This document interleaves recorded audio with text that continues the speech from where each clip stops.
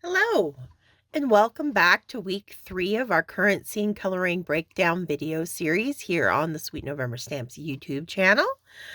I'm Amy, co-owner and illustrator of Sweet November Stamps, and we are currently working on a scene using this cute dragon from our Dragon Trio stamp set.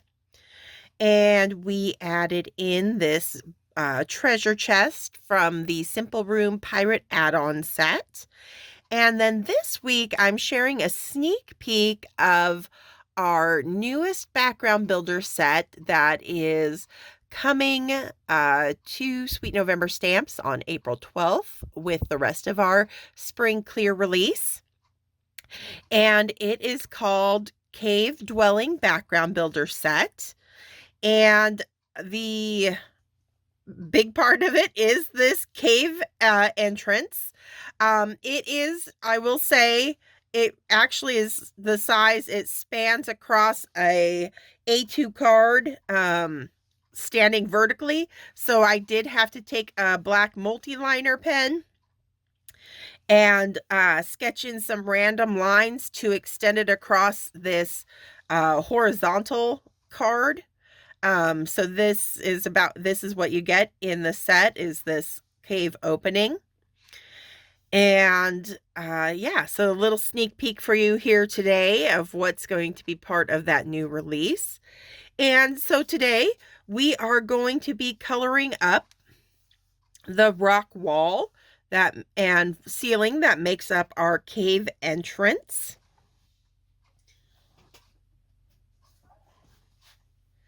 And I'm going to start that actually with our greens, the little foliage and vines that are growing out in front of our cave opening.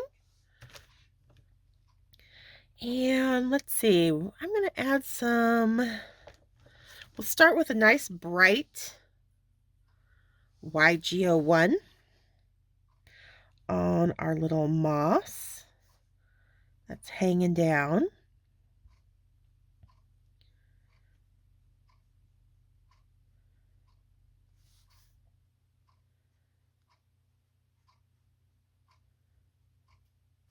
And I'm just getting a nice base coat laid in there. Now, before I put this marker away, I'm also going to take it, and I'd like to add a little bit of color. So I imagine like moss growing along the entrance of that cave, just so we're breaking up all the gray that's going to be going into this. So I'm just going to give a nice little light brush of this very light, bright green along the entrance of our cave. And you can kind of like spot it on, have little spots. It is moss, so we want it kind of nice and random, like so. Okay. And then for our dangling foliage, I'm going to come in, let's do some YG 23.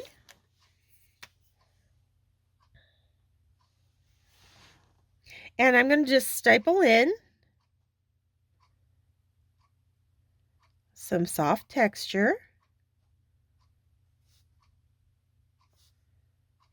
to give it, we don't want this to look smooth. We want the kind of dangling greenery to, you know, look like it's the little leaves and stuff catching the light in various ways.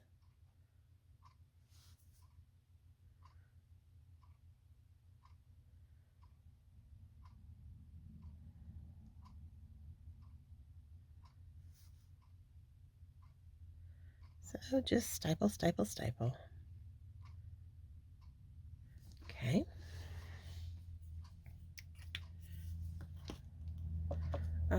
From there, let's do some YG17.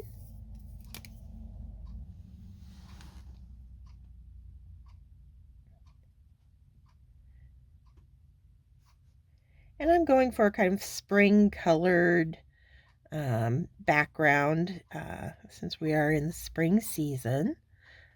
that, is affecting my green choices. If you're going more fall look, the YG90s are a great option. And that's why I have a lot of the yellow green going on for the spring, because it's like that new growth. So just all depends on, what time of year you want your little scene to be taking place in. Kind of dictates your color choices.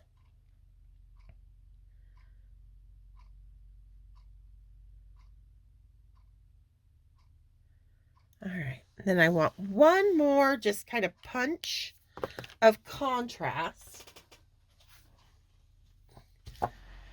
And I'm going to get that with some BG96.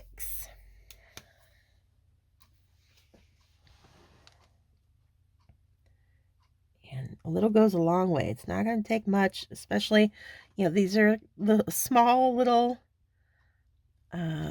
images. So if I get too heavy-handed with these darker colors, they'll just kind of overwhelm the whole thing. So just little light dots, very light touch. Just kind of swirling around that little tip of the nib. There we go.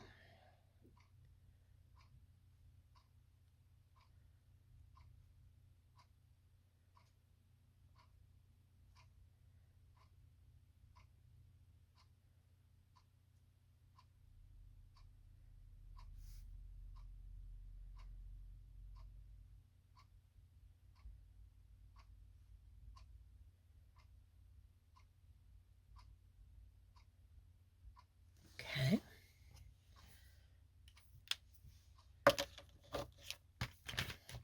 And then I'll skip back down to the YG23.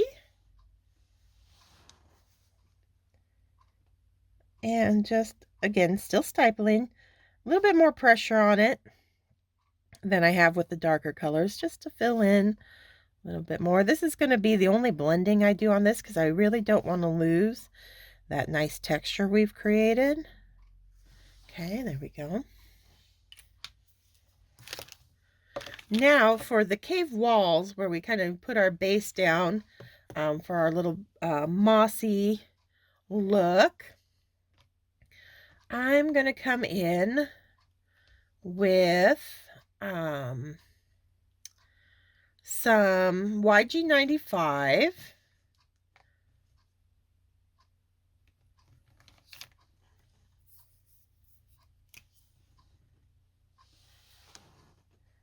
And these are the YG90s I was kind of talking. This, you'll see why, like, they would make great kind of foliage for the fall. They definitely have a more desaturated color than YG90s do. But I like them in moss, especially as kind of a base contrast color. And so I'm kind of stippling again.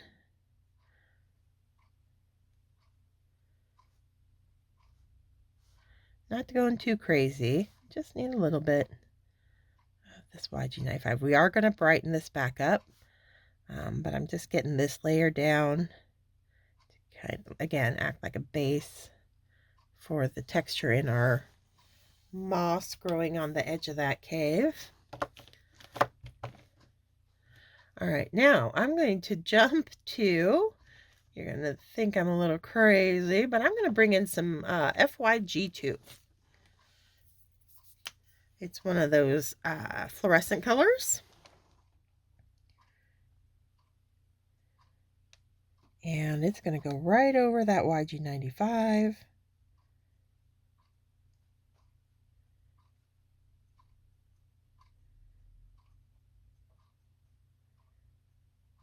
Again, stippling in right over top.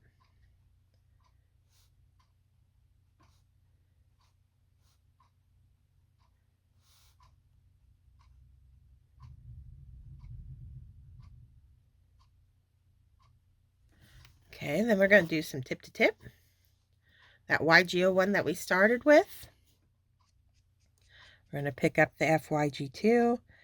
And now we're going to, rather than stippling, we're going to be kind of pushing and pulling into the rock so that we'll get a nice kind of soft blend out when we start putting the grays in for our stone walls. So that's giving us just a nice, subtle, kind of mossy texture.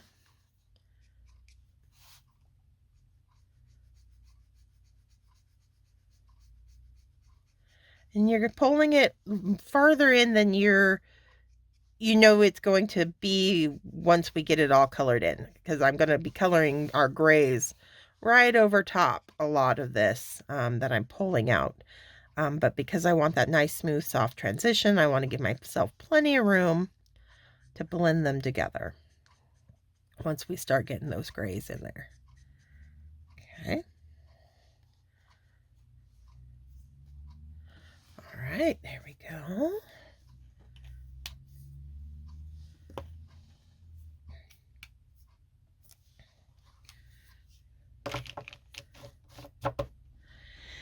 And for our vines, let's go with some darker greens. I'm going to come in with some YG67.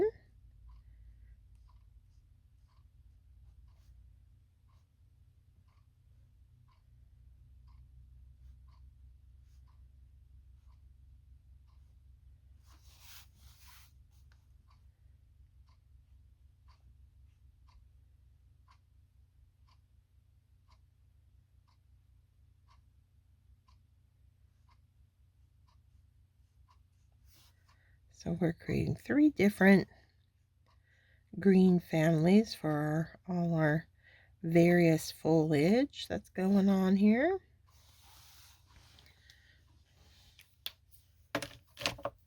And then just some quick swipes of BG99.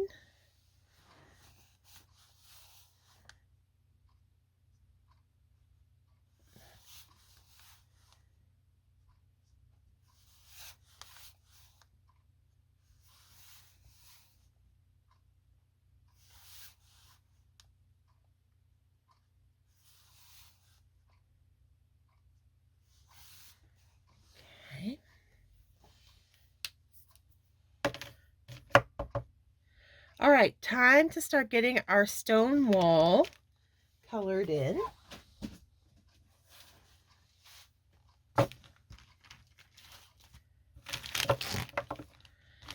And let's start with a base of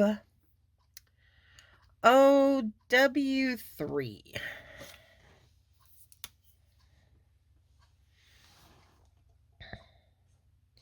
And I am just going to use the broad side of that nib to sweep in a base coat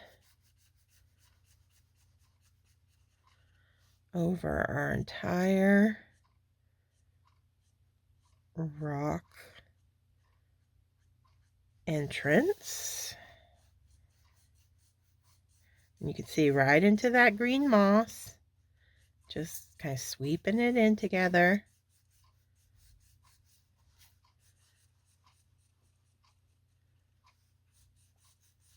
Not being neat, not being fussy about it, just simply getting the color laid down.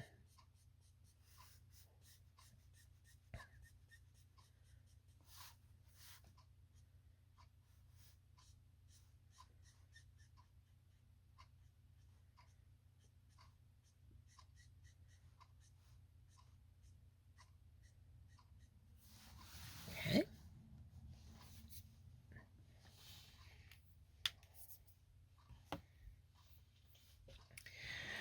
Now, when I'm working on rocks and stones and all that good stuff, I really like to mix and match and blend up the various gray families.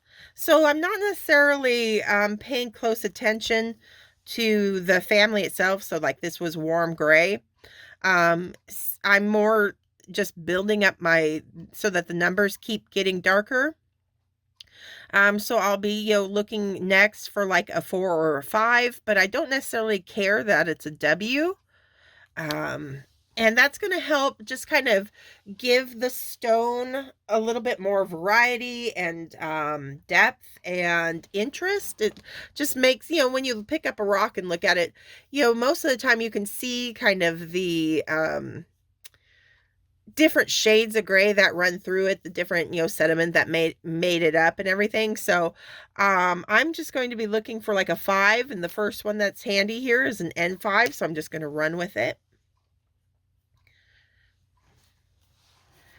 And now I'm going to start taking my time, kind of deciding where our little dark crevices are.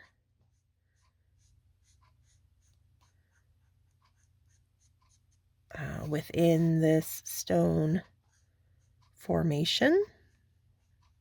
I'm just using the artist drawn lines to help guide me with that.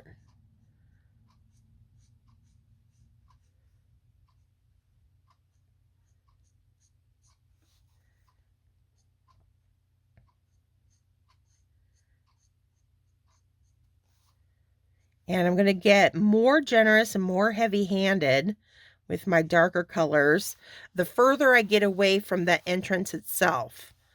So as I get to these corners, outside corners of the card, I'm going to be filling in a lot more of that cave with my darker grays.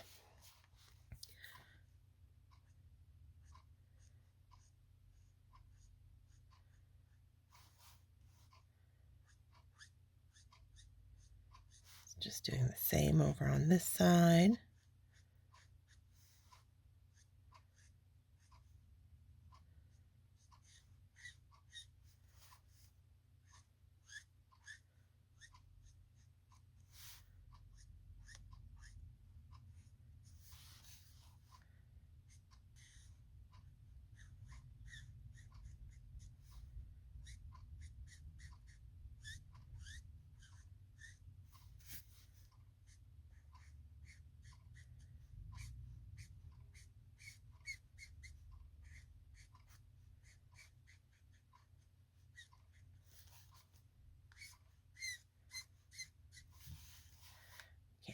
This part of the wall back here.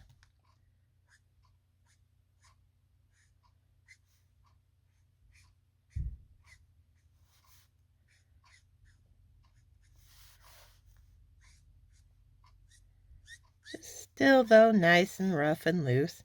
Now the little kind of ledge here I'm going to darken up, keeping the top part of the ledge lighter.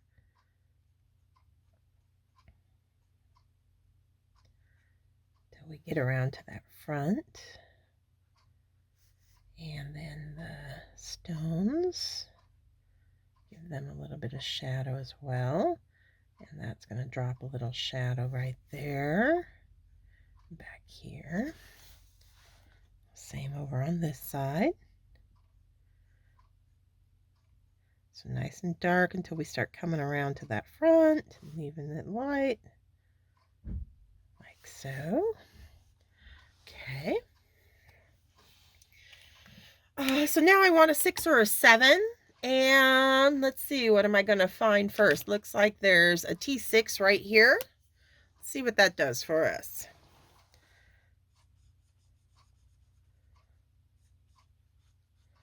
I'm just going to start that back in the back corner where we know it's going to be a lot darker.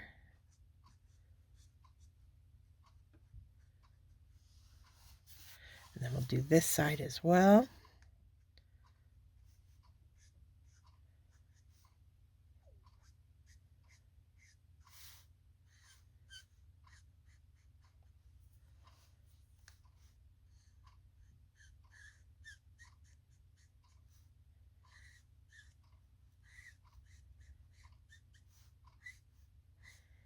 The nice thing, when you're working with like rocks and stuff and caves and everything, loose brush strokes, not a lot of definition, actually works in your advantage. You want to keep things really kind of organic and flowing. Not too structured or man-made looking.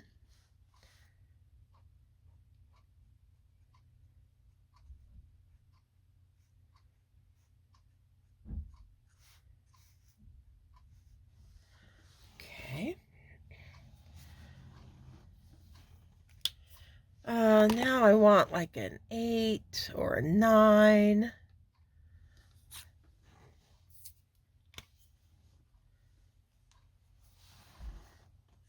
There's a W8 all the way back here. And then just little shots of it along those artist drawn lines.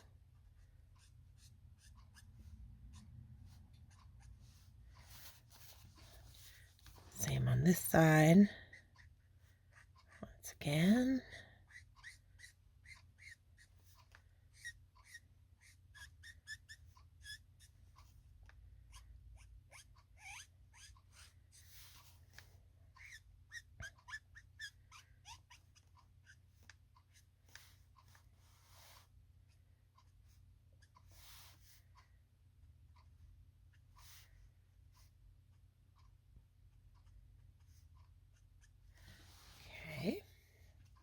That's as dark as I'm going to go. So I'm going to start working my way back down. I'm going to skip the T6 and go back to the N5. I'm going to take my time a little bit more. I'm going to let that marker rest a little bit longer on the cardstock as I'm pulling it across it, just to let that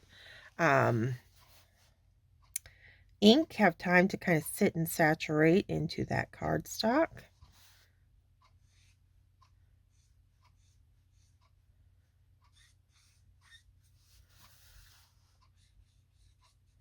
That's just going to give it time to really meld those different shades of gray all together. Give us a nice smooth look.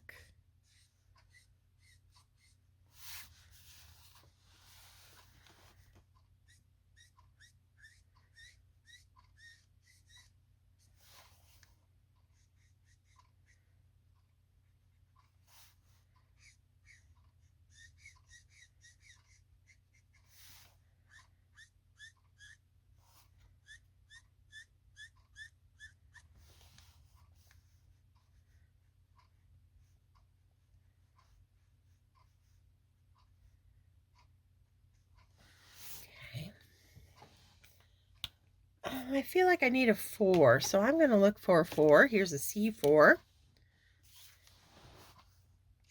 Because I didn't want to go right back to that W3 we started with.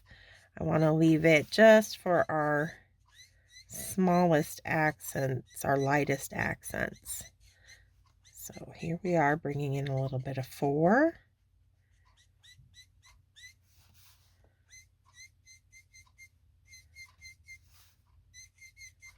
And that's helping to blend into our green moss as well.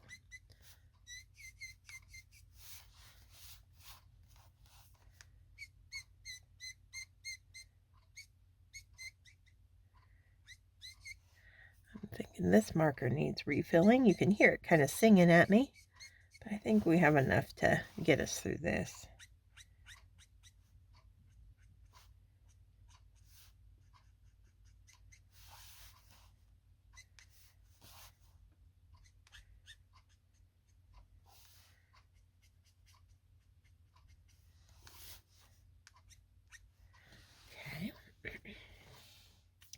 Now finally back to that W3.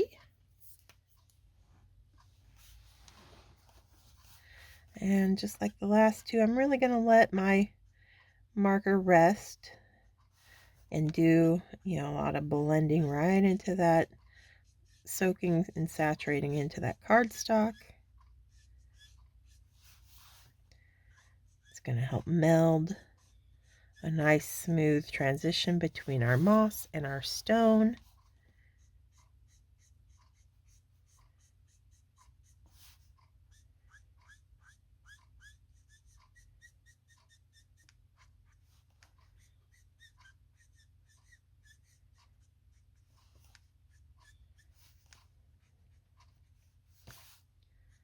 Blend this all together.